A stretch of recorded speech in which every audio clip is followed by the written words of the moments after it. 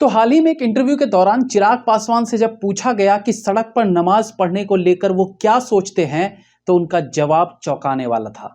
उन्होंने कहा, ये सब फालतू की बातें हैं, इस पे चर्चा नहीं की जानी चाहिए। आज देश में बड़ी बड़ी चीजें हैं बात करने के लिए, ये सब बेमानी बातें हैं, बिना मतलब से इससे समाज में, देश में तनाव उत्पन्न होता है, एक असहमति का वातावरण बनता है, बिना मतलब के अलग अलग लोगों के बीच में तकरारें पैदा होती हैं। जिसको जैसा करना है वैसा करे, इतने वर्षों से करते आए हैं, करते रहे। इसके आगे उन्होंने एंकर से कहा कि आज ये सब बातें नहीं हो रही होती तो संभवतः आज मुझसे आप पूछते कि as a food processing minister आपने इतने महीनों में क्या किया।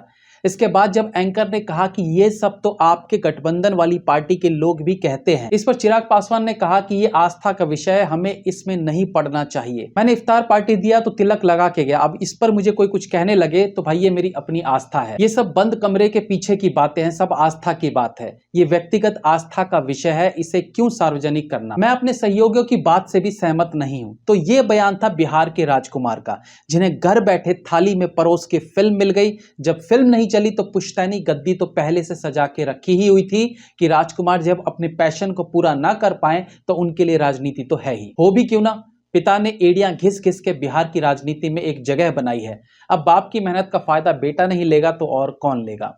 अब चिराग पासवान जी ने जो ये खुद को यंग और कूल दिखाते हुए जो सेकुलरिज्म की चाशनी पीकर ये बयान दिया है, वो सुनने में ही अच्छा है। बस कभी ग्राउंड रियलिटी देखेंगे तब पता चलेगा कि सड़क पर, ट्रेन की पटरियों पर दूर दूर तक नमाज पढ़ी जाती है तो एक्चुअली में होता क्या है।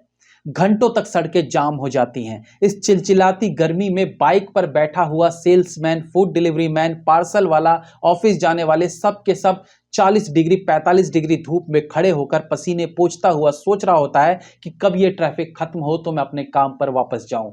कोई अपनी माँ के लिए दवाई लेने निकला होता है तो कोई जरूरी मीटिंग के लिए निकला होता है, कोई एम्बुलेंस में लेटा अपनी आखिरी सांसें गिन रहा होता है तो कोई अपनी ट्रेन पकड़ने के लिए बार बार घड़ी की ओर देख रहा होता है।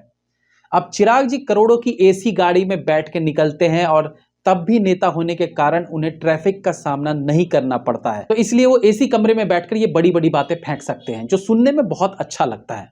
जनाब कहते हैं, आप मुझसे इन सब बातों की जगह पूछिए कि मैंने फूड प्रोसेसिंग मिनिस्टर के तौर पर क्या किया। सर, फूड प्रोसेसिंग में भी आपने अभी तक किया क्या है, ये अगर पूछ लें तो आप जवाब नहीं दे पाएंगे। पासवान जी का कहना है कि इस तरह की बातों से तनाव उत्पन्न होता है, एक असहमति का वातावरण पनपता है, जिसको करना है करे, इतने वर्षों से चला आ रहा है। मैं आपसे पूछना चाहता हूं चिराग जी, बरसों से कुछ गलत होता आ रहा है तो क्या उसे वैसे ही चलते रहने देना चाहिए? आप इस बात का जवाब एक बार और हाँ में कह के देखो। अगर जीवन में, समाज में बदलाव ना आए और जो हमेशा से होता आया है वही चलता रहे, तो आप जिन गरीब, दलित, पीड़ित लोगों के मसीहा बने बैठे हो, आपके हिसाब से तो उन्हें उसी स्थिति में हमेशा रहना चाहिए जिसमें वो रहते आए हैं। दुख, पीड़ा, छुआछूत में रहे, उनके साथ वैसा ही व्यवहार होता रहे जैसा होता आया है। आपके कहने का अर्थ तो यही है ना कि दलित, गरीब हमेशा गरीब ही बना रहे, उसे बदलने की जरूरत नहीं है।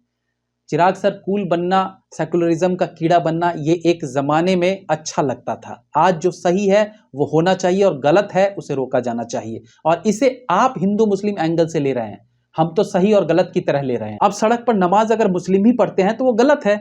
हम कह रहे हैं सड़क जाम करना गलत है, हम हिंदू मुस्लिम की बात ही नहीं कर रहे हैं। अब अगर सड़क जाम मुस्लिम ही कर रहे हैं तो इसे आप हिंदू मुस्लिम कर रहे हैं, हम तो सही गलत पर बात कर रहे हैं। अब हिंदू भी सड़क पे नमाज पढ़ेगा तो हमें उन्हें भी खदेड़ना चाहिए कि भाई तुम हटो यहां से, ये सड़कें तुम्हारे बाप की नहीं है।